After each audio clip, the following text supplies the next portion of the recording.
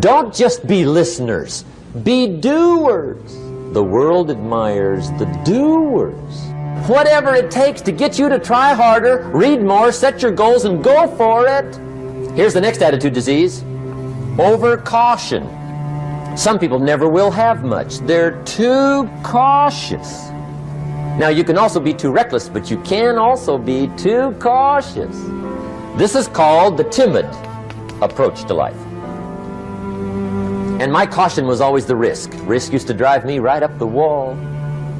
I used to say, what if this happens? It's called the language of the poor. What if this happens? And on top of that, if this was to happen, look at the fix I'd be in. I better not try. I could always ace myself out.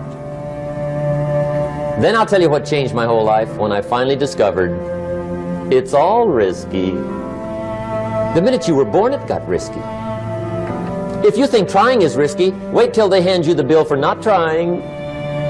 If you think investing is risky, wait till you get the tab for not investing. See, it's all risky. Getting married is risky. Having children is risky. Going into business is risky. Investing your money is risky. It's all risky.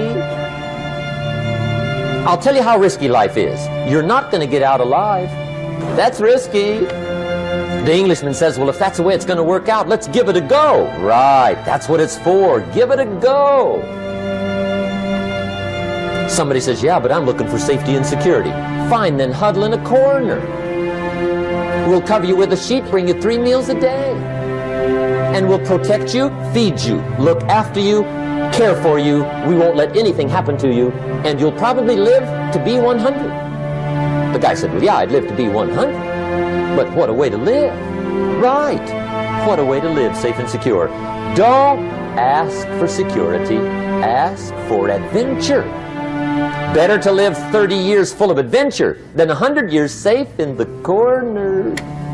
And see, it's not important how long you live. What's important is how you live. Here's the next attitude disease. We're almost through with this motley list. In fact, we're almost through. Hang on. The next one is pessimism. Pessimism, the deadly disease of always looking on the bad side, the problem side, the difficult side, checking all the reasons why it can't be done. The poor pessimist leads an ugly life. He doesn't try to figure out what's right. He tries to figure out what's wrong. He doesn't look for virtue. He looks for faults. And when he finds them, he's delighted. How ugly. This is the poor guy who looks through the window, doesn't see the sunset. He sees the specks on the window. And this is the poor guy, right, who rushes up, takes such leave of his senses. This guy rushes up and he says, I've got 5 good reasons why it won't work. He's so dumb he doesn't know all he needs 1. He's got 5. To the pessimist, the glass is always half empty. To the optimist, the glass is half full. Why would the same measure affect people 2 different ways? Answer, it all depends on how you look at it. Our lives are mostly affected by the way we think things are, not the way they are. The way we think they are affects us most. There's a subject we don't have time to get into tonight called better thinking habits. One of the major things Shove taught me when I met him, he said, poor thinking habits keeps most people poor. Not poor working habits. Most people work hard, but they don't think hard. And Shove taught me that the mind is like a factory, a mental factory. And whatever you think about all day long pours ingredients into this mental factory. And that's what builds the economic, social, financial fabric of your life. He quoted me a Bible phrase that says, as you think, so you become. How awesome. When he talked about poor thinking habits, he had me. I used to start the day reading the morning newspaper.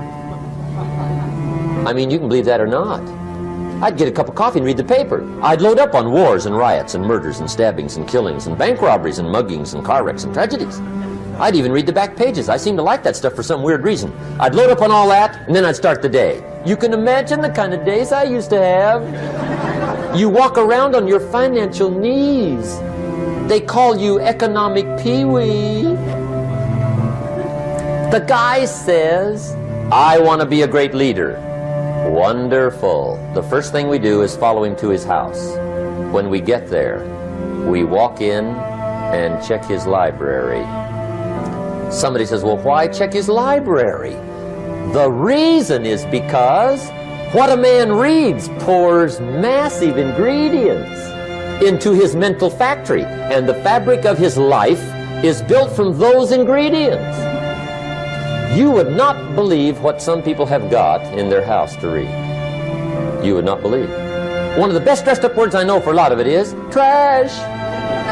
Can you imagine dumping a barrel of trash into this mental factory every day and coming out with a rich, dynamic, positive life? It can't be done.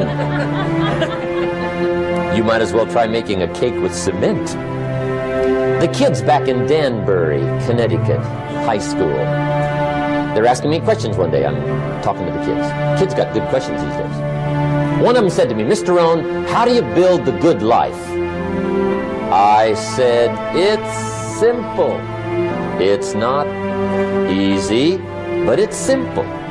Here's how you build anything.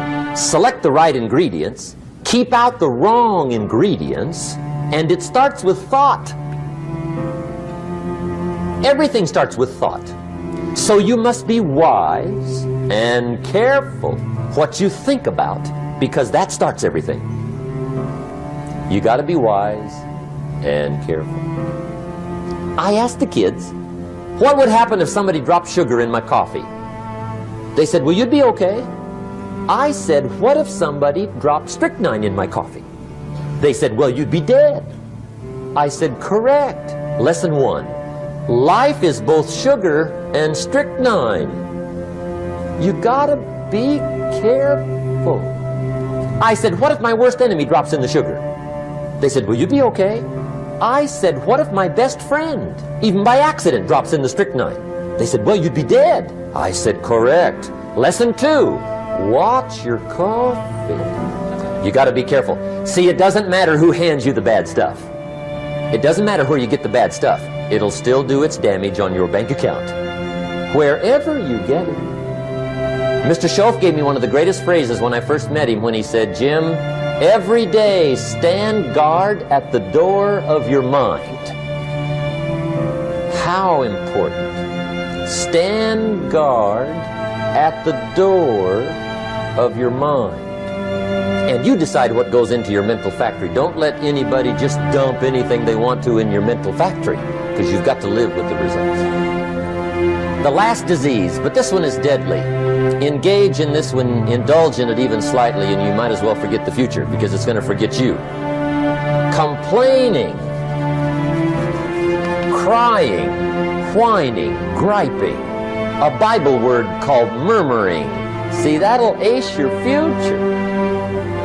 Spend 5 minutes complaining, and you have wasted 5. And you may have begun what's known as economic cancer of the bone. Surely they will soon haul you off into a financial desert and there let you choke on the dust of your own regret.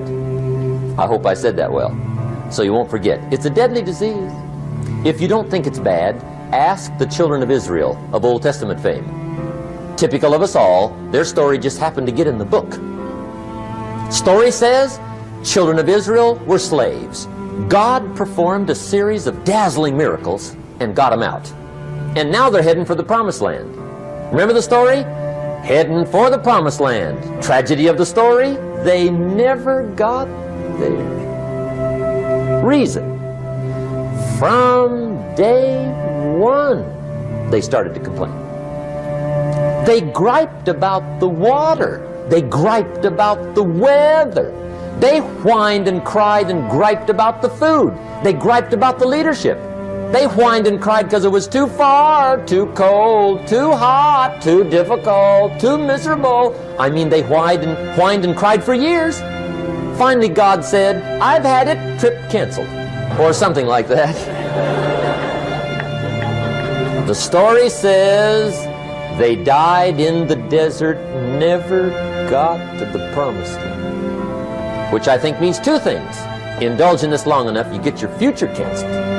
And I guess it also means even God himself can only take so much. Just be on the lookout of the things that can destroy all the good you start. The war is on. And this evening, tomorrow, mentally, personally, socially, economically, you got to make sure you're winning the war. And this is part of it.